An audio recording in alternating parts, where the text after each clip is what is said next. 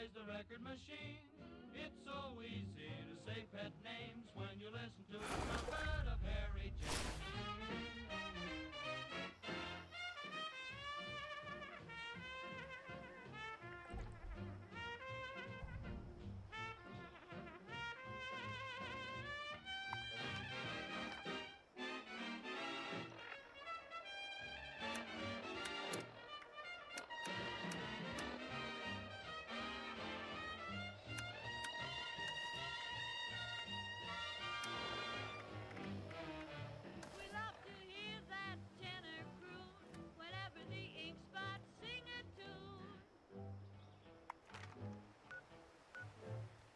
If I didn't know why the roses grow, then I wouldn't know why the roses grow.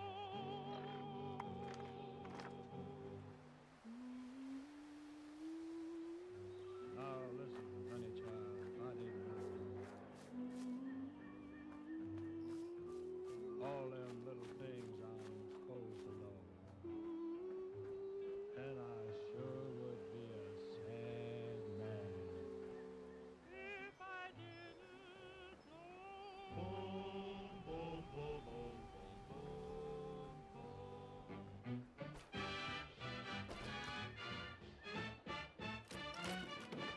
Money, we really don't need it. We'll make that all right.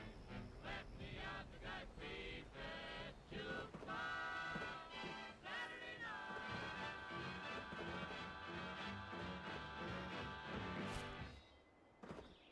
¿Habéis abierto una Nuca-Cola? Yo sí. Lo cual me recuerda que me estoy quedando sin existencias. Lo dejo ahí por si acaso. Y ahora vamos con algo con un poco más de ritmo vaquero. Walking the Floor Over You, de Ernest Tubb.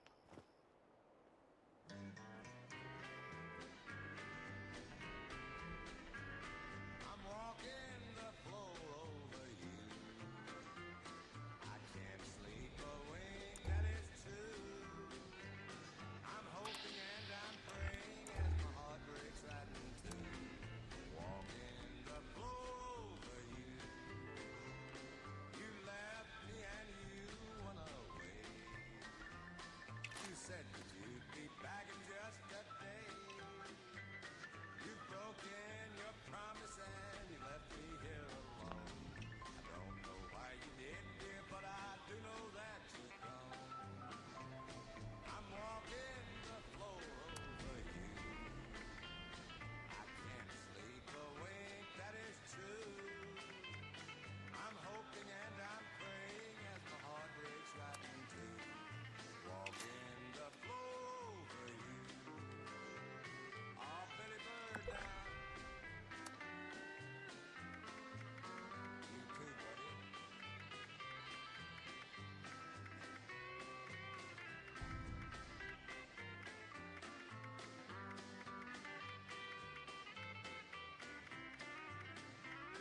Now someday you may be lonesome too. Walking the floor is good for you. Just keep right on walking and it won't hurt you to cry. Remember that I loved you and I will the day I die. I'm walking the floor over you. I can't sleep a wink, that is true.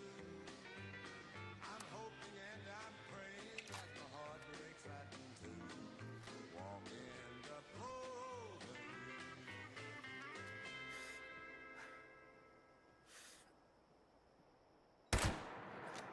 Y ahora vamos con Cass Daly y A Good Man is Hard to Find.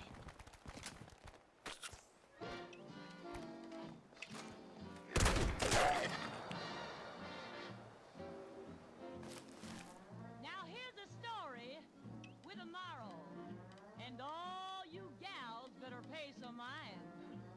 'Cause if you find a man worth keeping, be satisfied. Make sure to treat him kind, because a good man is hard to find.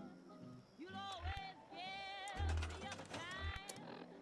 Just when you think that he's your pal, you turn around and find him messing around some other gal, and then you rave, you even crave to see him laying right in his grave.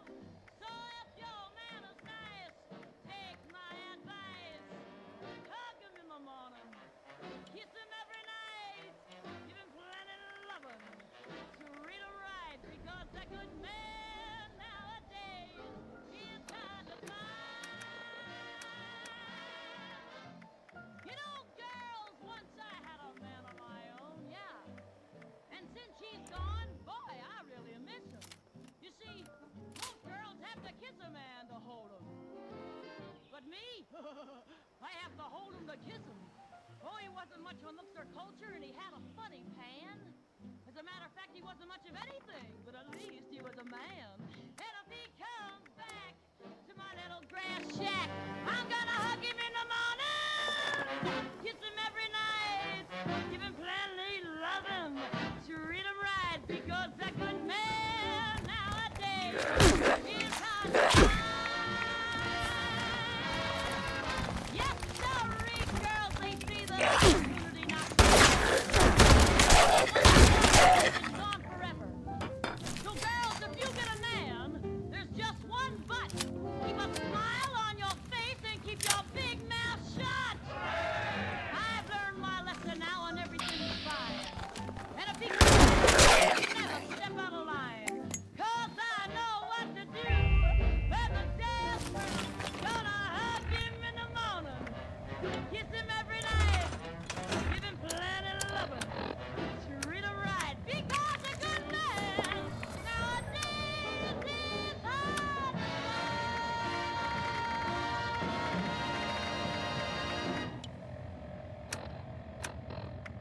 Hola, ¿os apetece sentiros extrañamente felices y tristes a la vez? Pues aquí tenéis la manera perfecta. Bubbles in my beer.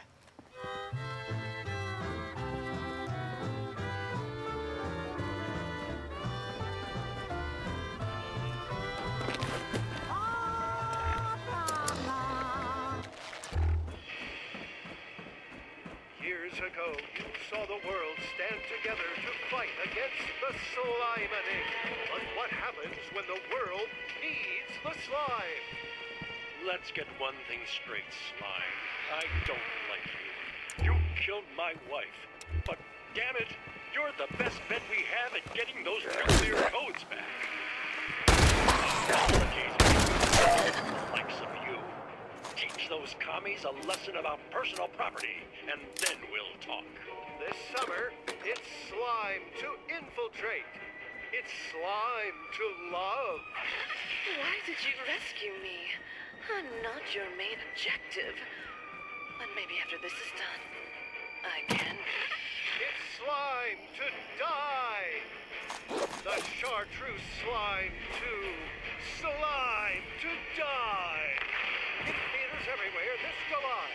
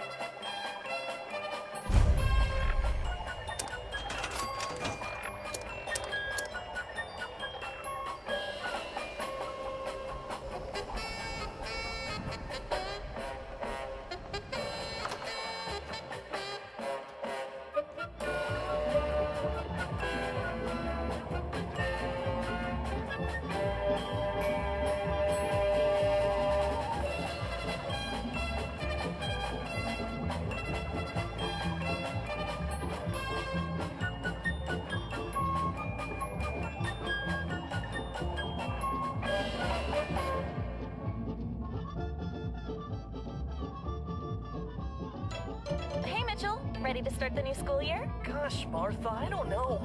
There's a quiz tomorrow and I'm so nervous. The butterflies in my stomach won't stop fussing. Oh, if it's a quiz, I don't think it's butterflies. Bees? Yup. Sounds like you've got a bad case of the brain bees. It's a medical term made by doctors. Oh, I had no idea I was even sick. How do I stop them from buzzing? Easy, with Mentats. They're a natural pick-me-up that helps you clear your mind and focus. They're also great for memory. One dose and you'll remember just about everything. From the answers to the quiz, to the time you squealed to Old Man Johnson that I broke his window. Jeez, Martha, are you ever going to let that go? It's been 6 years. Not as long as I have my Mentats, I won't. You won't forget it.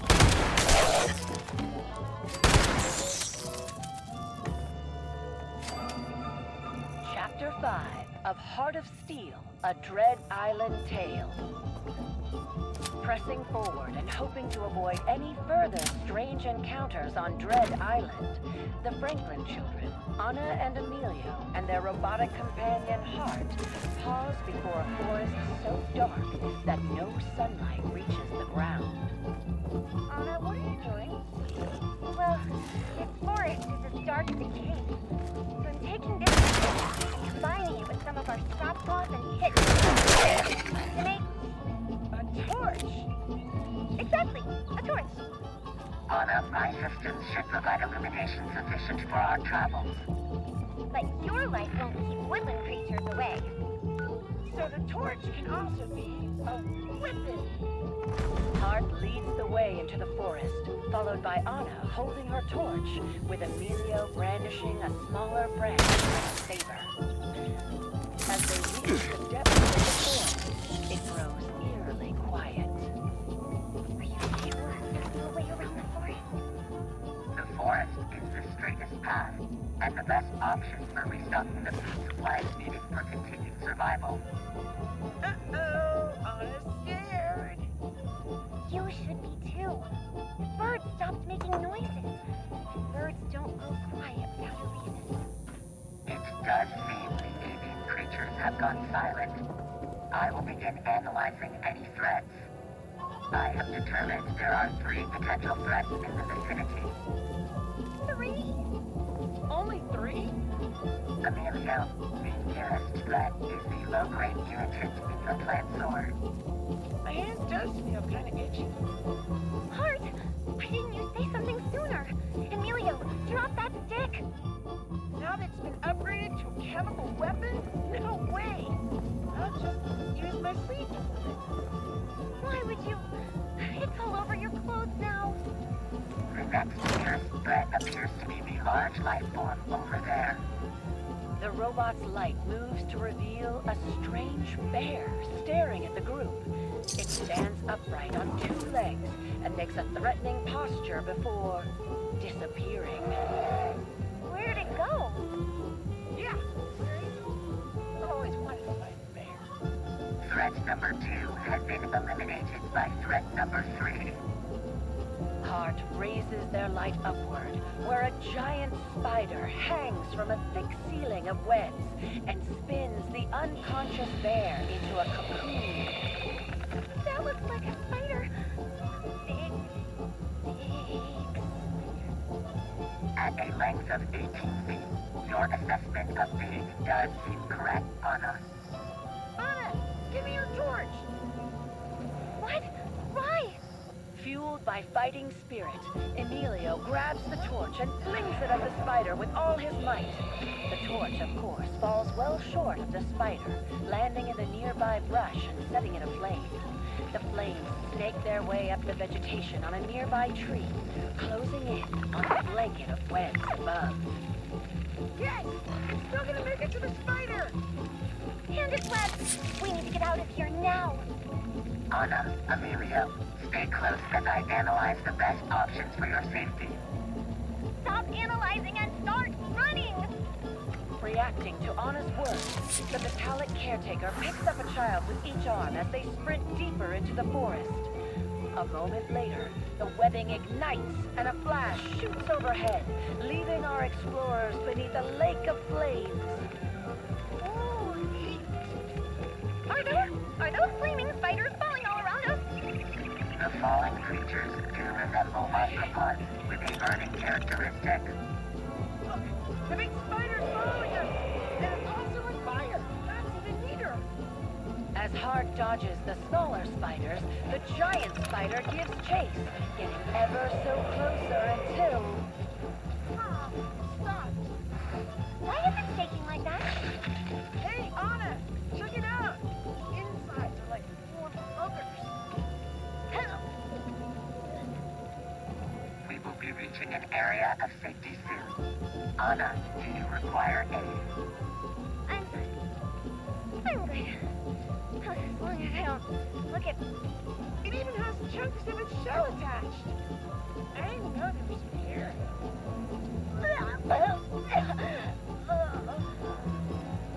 The troop distances themselves from the fire before stopping to recover. As they sit there in the forest, they begin to wonder whether they are close to salvation, or is yet more danger in store for the explorers. Find out next time on Heart of Steel, a Dread Island Tale.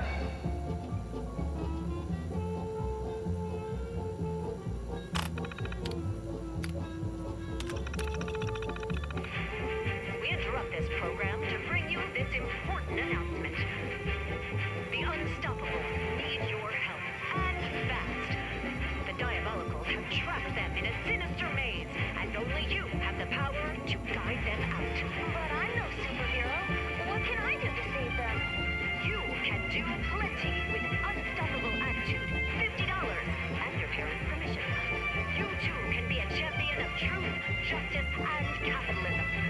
Advance across the Unstoppables versus the Diabolicals game board to free our 5 heroes and beat these dastardly Diabolicals at their own game.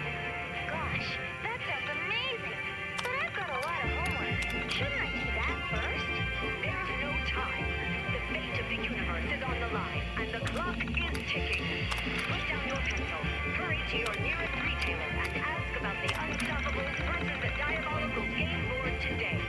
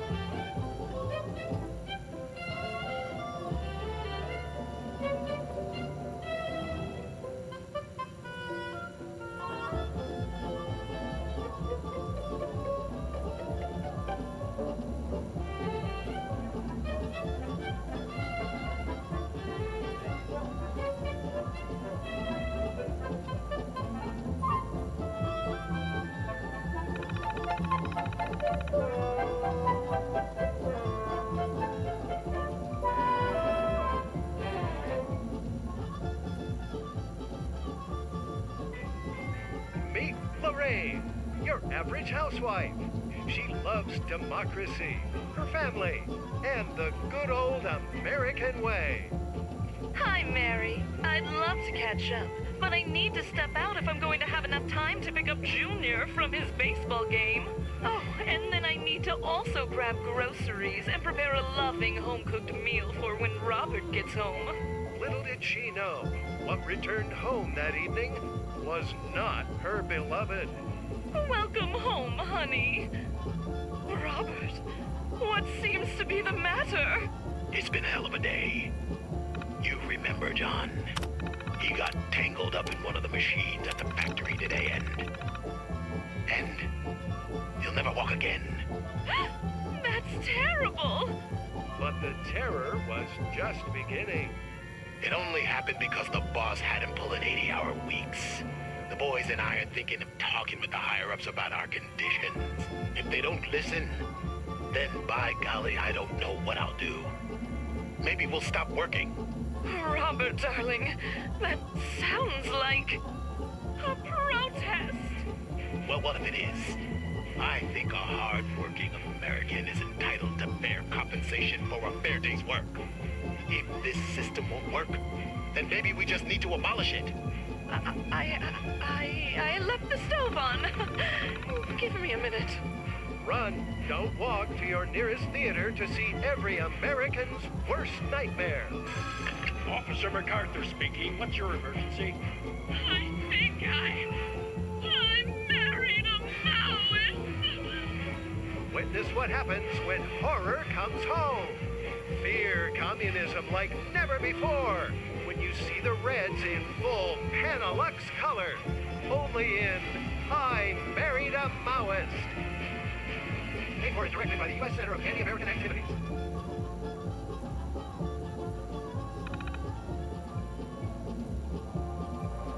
Welcome back to Zorbal's Revenge. Tonight, in Chapter 6, Dr. Zorbal finds himself on the technologically advanced planet of Ketson Prime, whose inhabitants are so focused on technological advancement that they have no idea what to do with their bounty of scientific developments. We join Zorbal at the planet's annual Galactic Science Fair as he interviews candidates to lead the development of the ultimate superweapon, the Star Mangler. What are these worthless inventions? Do you not understand the importance of my mission?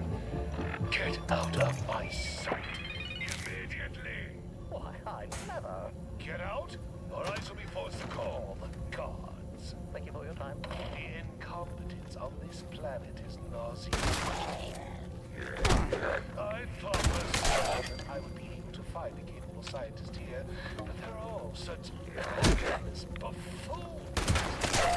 Coordinator, cancel the rest of the interviews and this wretched plan. I apologize in advance for debilitating the interview coordinator, but she refused to allow me in. Don't worry, she's not but she won't be waking up anytime soon. Now we can speak in private. Dr. Zorb. Who in their right mind would violently barge in here and then expect to gain an audience with me?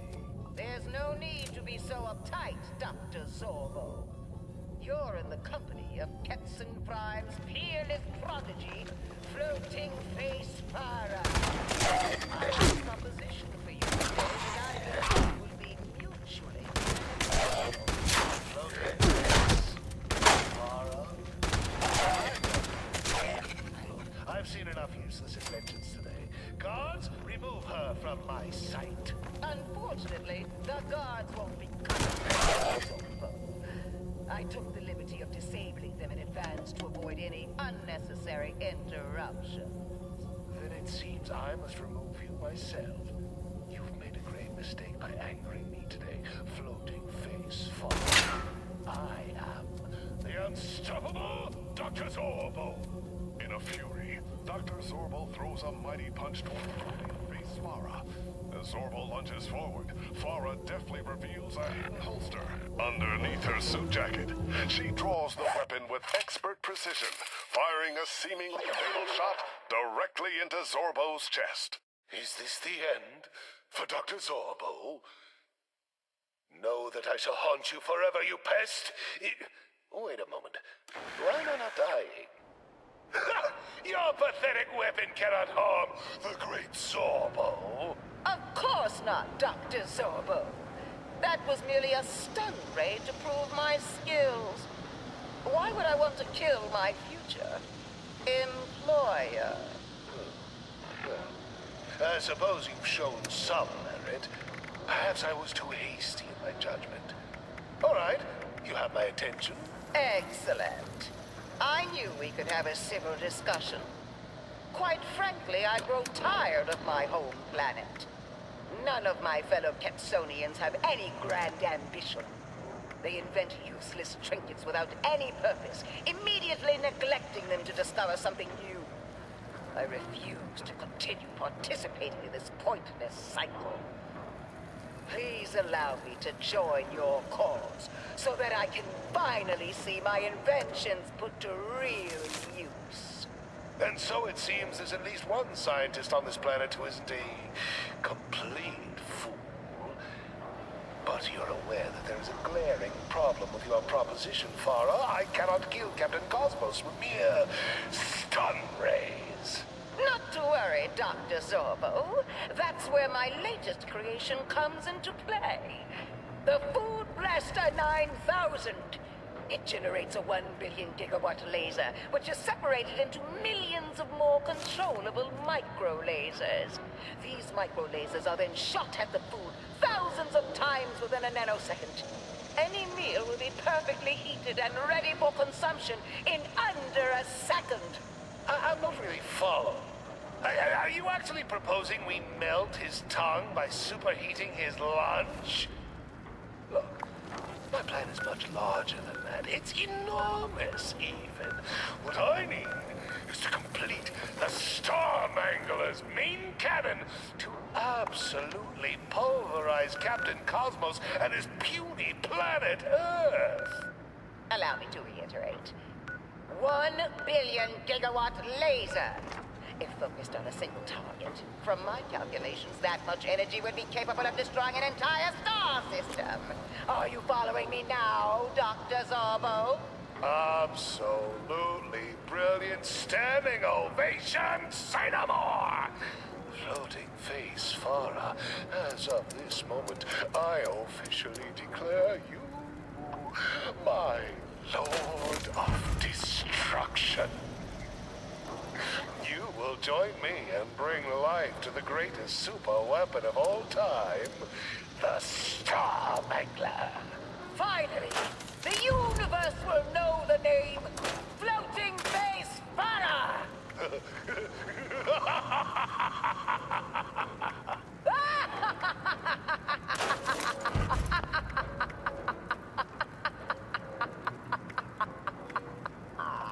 With the Lord of Destruction now in his ranks, Dr. Zorbo moves one step closer to completing construction of the Starmangler. Will Captain Cosmos prevail against such a powerful superweapon? Or is Earth doomed to become space dust? Find out more in the exciting next chapter of Zorbo's Revenge.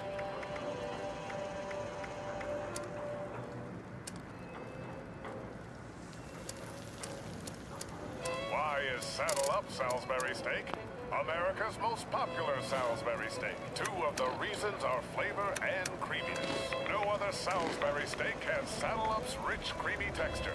And no other Salisbury steak offers an official sticker on the package, proof of its smoothness. In a nationwide study of thousands of citizens with normal digestive tracts, ¿Quién anda ahí? Steaks ¡Despídete, reported gilipollas! not a single case of irritable bowel, internal bleeding, or indigestion due to consumption of Saddle Up Salisbury steak. Taste for yourself, and you'll be the next to realize why Saddle Up Salisbury steak is the leading manufactured steak product in America, and leads sales of all other factory-made Salisbury steak products by millions of barrels per year. Try it in a gelatin mold, or alongside a lovely spoonful of soup. Saddle Up Salisbury steak, the creamiest canned steak flavor in the entire world. Look for the official sticker on the box. The sticker guarantees quality Salisbury steak. ¡Mis ojos! ¡Ain't nothing!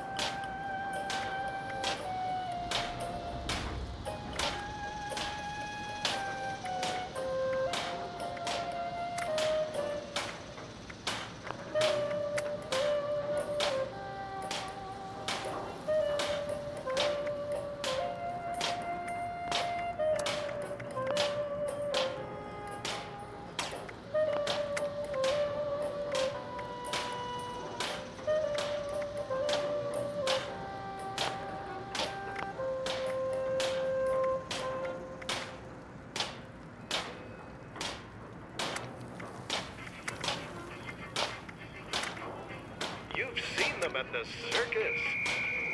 You've seen them at Little Timmy's birthday party. You've even seen them on backwoods streets. But what if these friendly-faced fellows were actually frighteningly ferocious fanatics? Director Aaron Wyeth knows how terrifying this movie is and is willing to pay $1,000 to your next of kin should you die of fright. If you're brave enough, then come to the theater this October and watch as the clowns get their last laugh only in honk, honk, stab, stab, stab.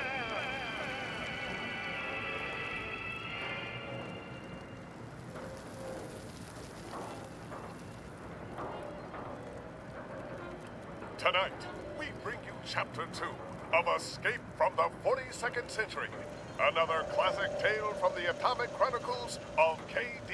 Inkwell.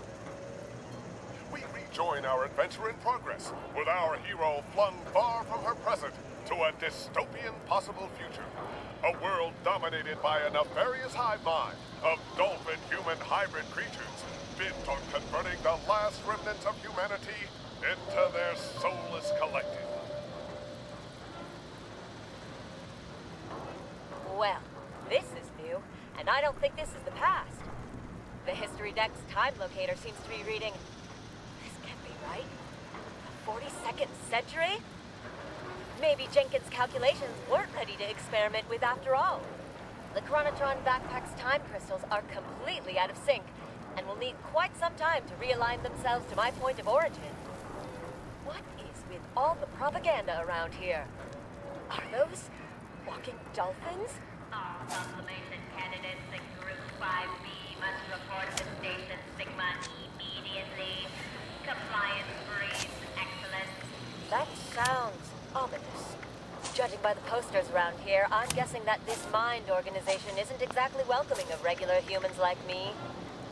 Better find a spot to lay low as the time crystals resynchronize. Out there, animals! We will capture you!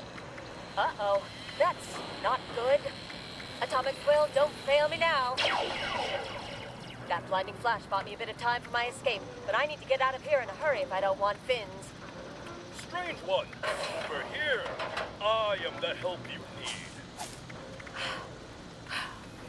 Thanks for saving me. By bringing me to the sewer. Sewer home is the best home. The mine soldiers never venture to these depths. I don't mean to seem ungrateful. This is all so new to me, I haven't had a chance to understand this brave new world. Let's start with something simple. Who exactly are you? I have a name, as I am singular. I am the one called Jason David Braden. Proud unevolved. Leader of the human resistance cell of Sector 19. Are you singular? I'm K.D. Inkwell, the one and only. I have some time to kill before I can return to my home. Sector. Did I hear something on the loudspeakers earlier about sublimation candidates? Come, there are friends you must meet. We will explain all. Looking forward to finding out more about this wild world of yours. A wild world indeed, KD. Lost in time in a land ruled by a heinous collective of genetic monstrosities, without free will, love, or any vestiges of compassion. Will Inkwell survive long enough for her crystals to sink back to her own time?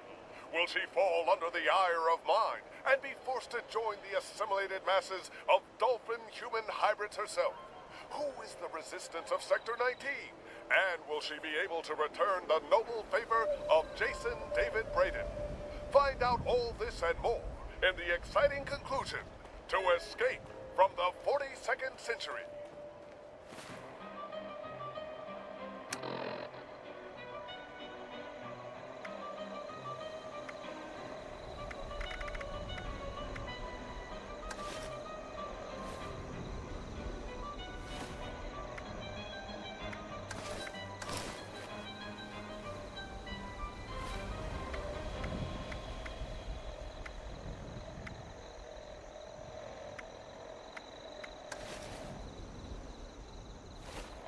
This broadcast is brought to you by Wonder Glue, the one-of-a-kind adhesive you can use to fix anything.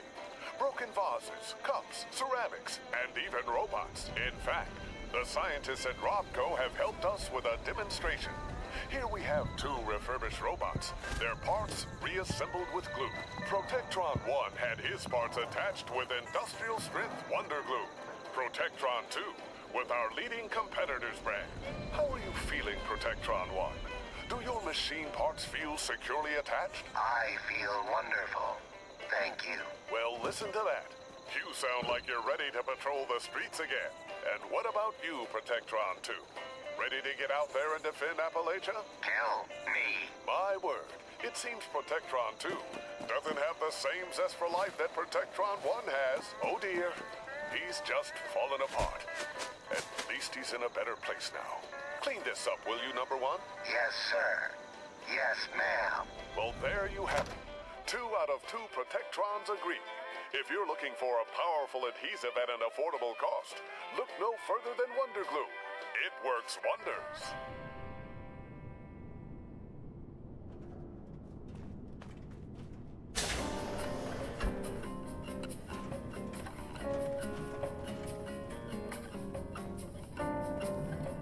Acérquese e identifíquese. Los ciudadanos que respeten la ley no sufrirán daño.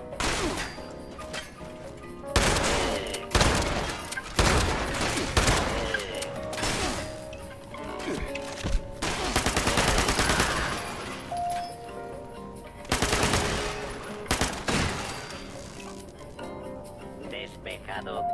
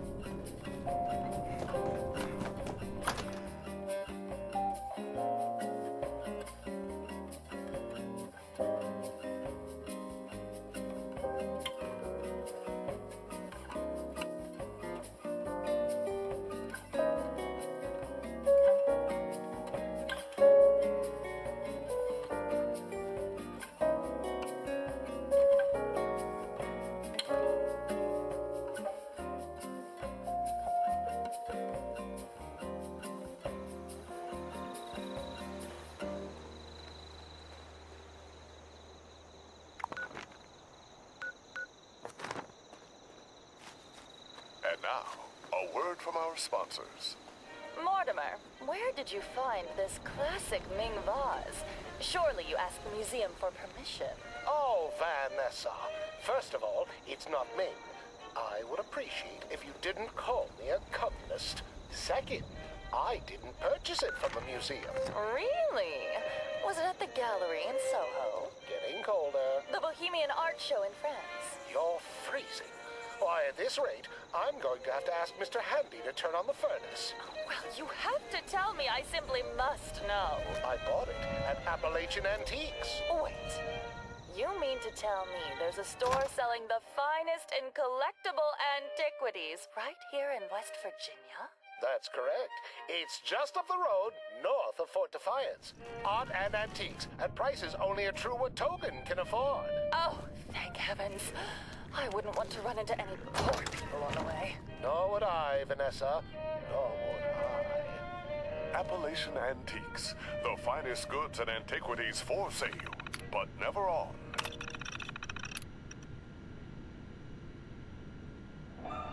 Chapter 3 of Heart of Steel, A Dread Island Tale.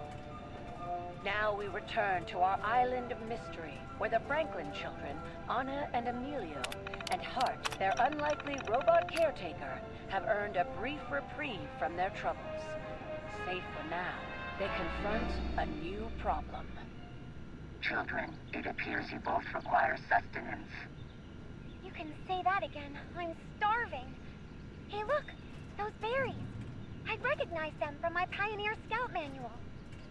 Wait, Anna, I must analyze those before you consume them. What is that? The three stand in silence for a moment. Emilio, in particular, is transfixed by the noise. We should go see. No, Emilio. Not before we get some food. It appears I was correct. That plant is poisonous to humans. Wait patiently, Anna. I will synthesize an antidote. The sound blows on the wind again. Emilio, as if in a trance, stumbles after it through the foliage, oblivious to his sister's plight. Hart, preoccupied with treating Anna's ailment, does not notice the young boy leaving. Little Emilio follows the noise through the jungle, past razor-sharp leaves and venomous vermin, to a rocky clearing above the ocean's edge. There, he comes face to face with the Skull in Stone, an ominous, skull-shaped cavern, staring back at him with empty eyes. Enthralled, he steps inside. Meanwhile, Hart has concocted an antidote, and Anna is coming too. Phew. Thanks again, Hart. You really saved my bacon there. Good thing you didn't eat those berries, Emilio. Wait, Emilio? Hart, Emilio's gone. This is a miscalculation. Quick, we have to find him. Inside the skull, Emilio descends. Jiminy, how far does it go?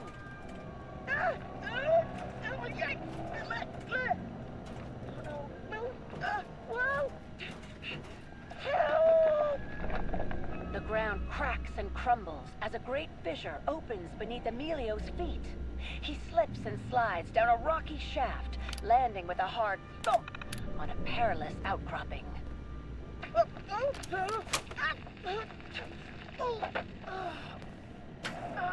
smart.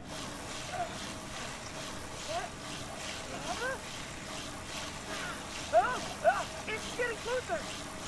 He makes a mad dash, springing from rock to rock, but still he can find no safety.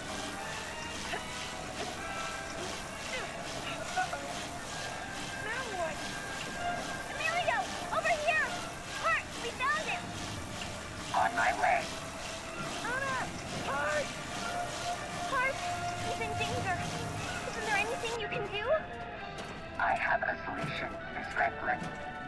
Hart takes aim, and from the side of their forearm pops a grappling hook. They fire it from their cup, and it pierces the side of the rock below Emilio, creating a tightrope across the chasm. Balance. Balance. Whoa. Balance. On the cross. Like a true Franklin. The eruption is still in progress, children. The lava will reduce us to scrap parts if we do not get moving soon. Then let's go! Quick, through this crack in the wall. We can all just fit. Quick, quick! The trio screams through the crevice and out of the volcanic cavern. collapses behind them as they make a mad dash to safety. When they finally stop to take a breath, they find themselves in a sunny grotto, Falsa warmly alarma. lit by the tropical Retirada. sun. No threats detected. We appear to be safe. For the moment. Phew. It's one thing after another, huh? Emilio, why did you run off like that? We were worried. I'm sorry, sis. I just don't know. I heard that sound. I had to follow it. That sound? Emilio looks to Anna, and Anna to Emilio. Together, they look back to the cavern below, transfixed. The sound has a power over them, but Hart reaches out with their steely arms and turns them away. The robot guides them out of earshot onto the shores of Dread Island once again.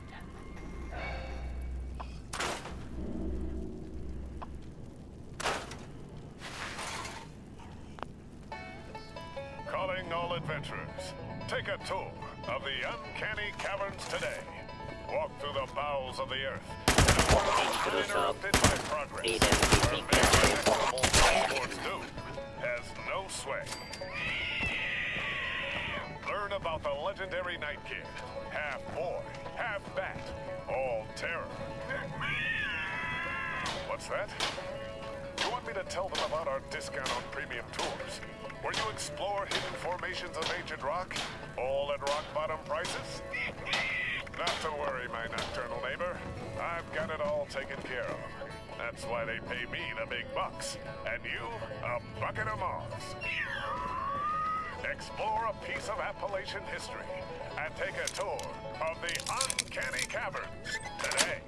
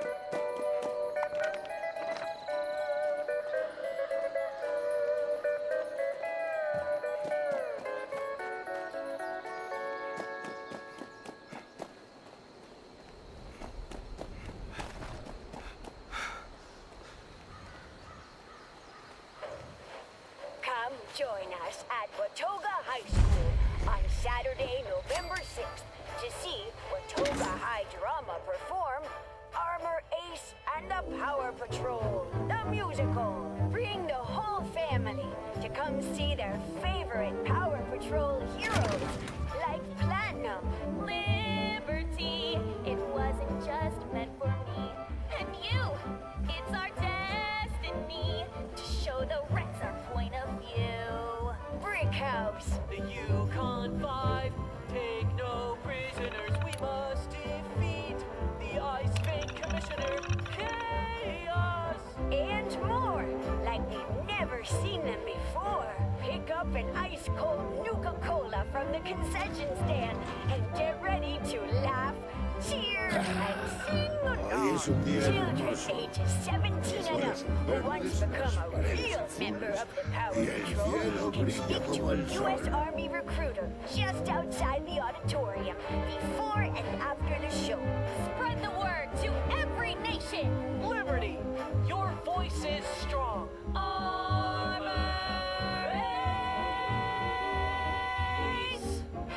Doors open at 6 on Saturday, November 6th.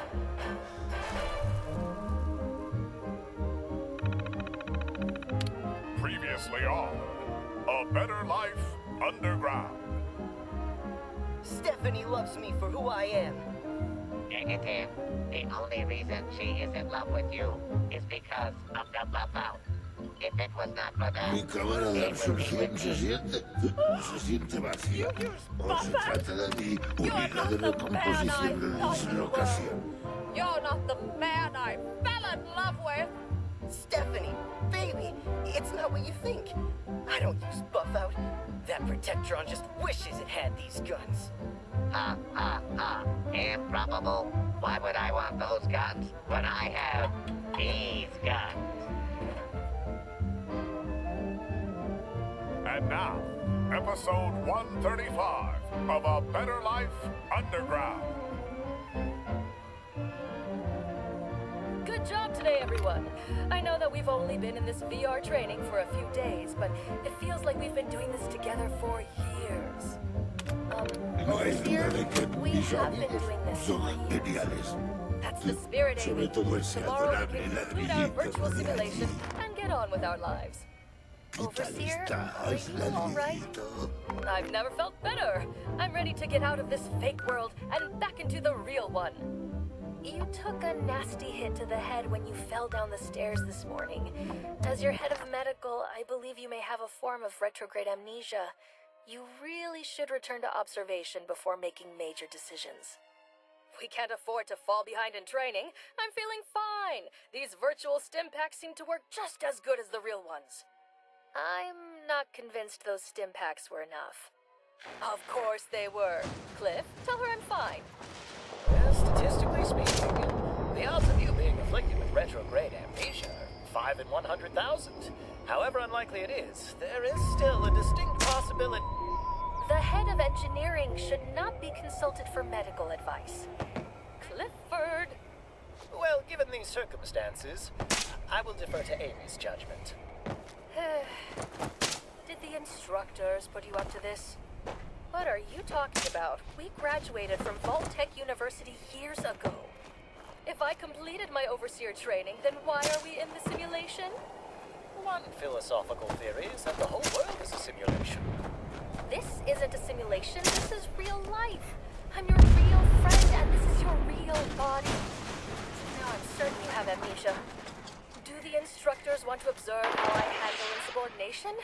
I won't let you trick me into thinking I'm crazy. No, Overseer, you need to listen to me. You're really starting to worry me. Is that a full syringe of Calmex you're holding?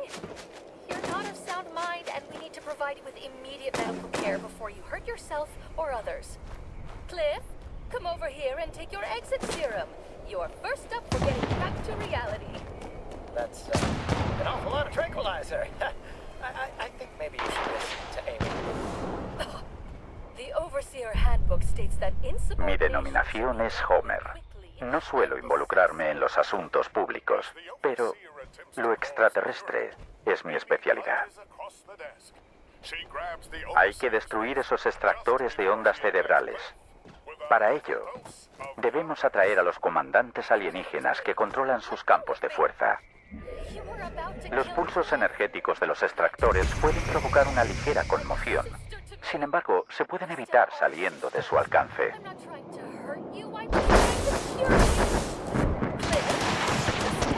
Get her off of me!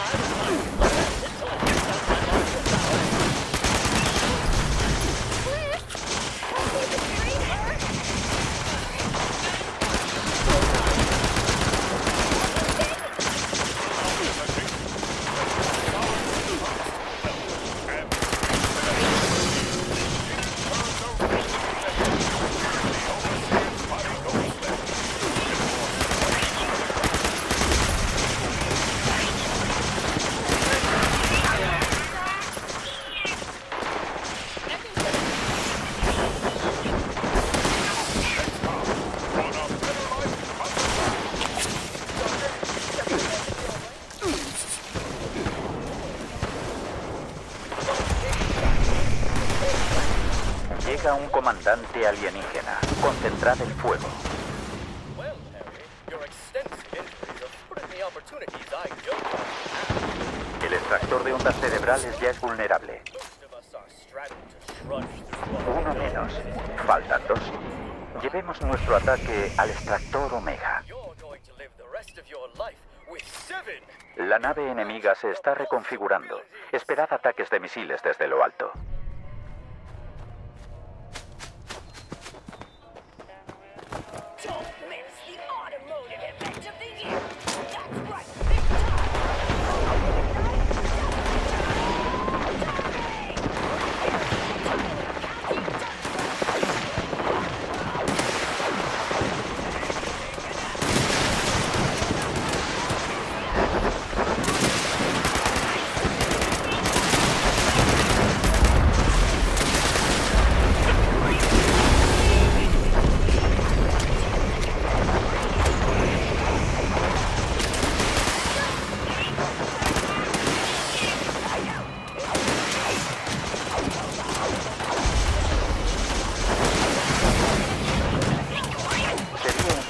Dividir vuestras fuerzas. Hay dos capitanes y se están teletransportando.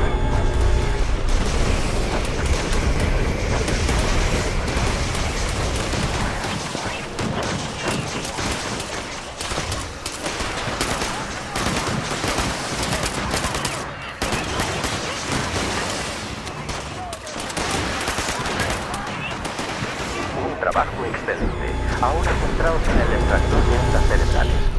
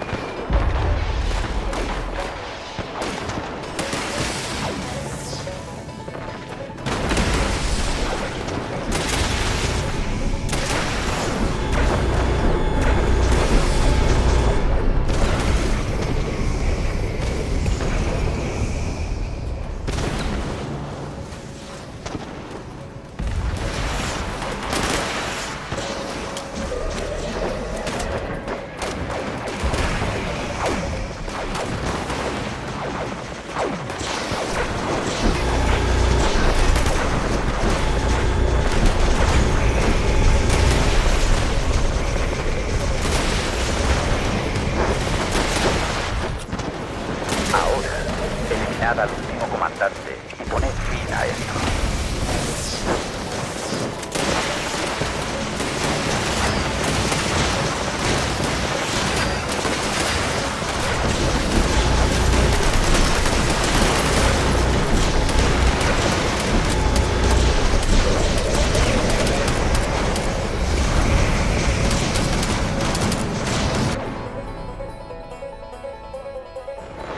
Destruid ese extractor de ondas cerebrales.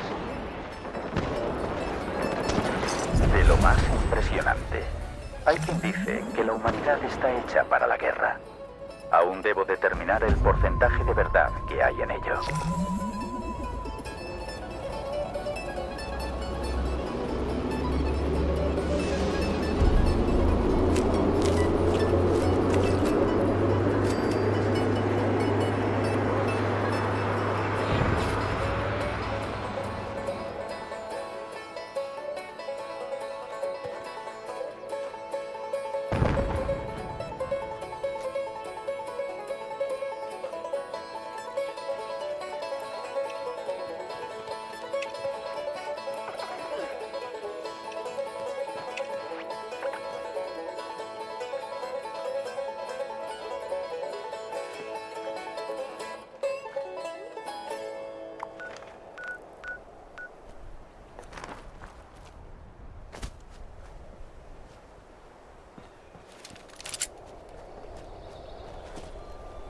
The sound you are hearing comes to you from the Sonic Squire, a brand new speaker system featured in theaters, studios, and soon, your living room.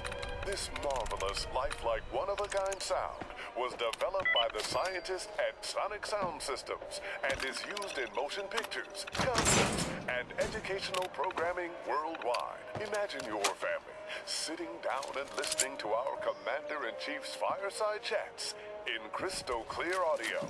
Well, I'm just a mechanic. I don't need high-fidelity, laser-crisp sound when I'm working on my car. You may be okay living in mediocrity, Jim, but what about your children? Consider the lesson you're teaching them. Golly, I didn't think of that. That's the problem, Jim. You didn't think. And now little Timmy's going to spend the rest of his life doing things halfway. Oh no! What have I done? Don't worry, Jim. It's not too late. Buy a Sonic Squire, and you'll not only enjoy spectacular, stunning, high-quality audio in your home, but you'll be setting your children up for a future of success. I'll put it in order right now. For the garage and the living room. And then maybe someday, President Timmy. Why not? With high-intensity, intrepidly bold sound, anything is possible. Visit your local electronics store and ask about the Sonic Squire, the leading brand in audio today.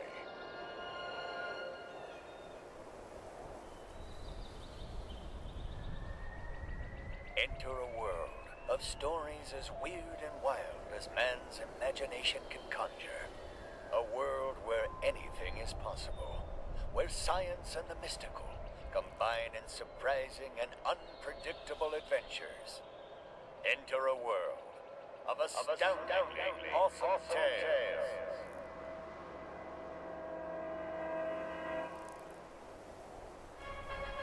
Are you ready for more tantalizing tales of terror?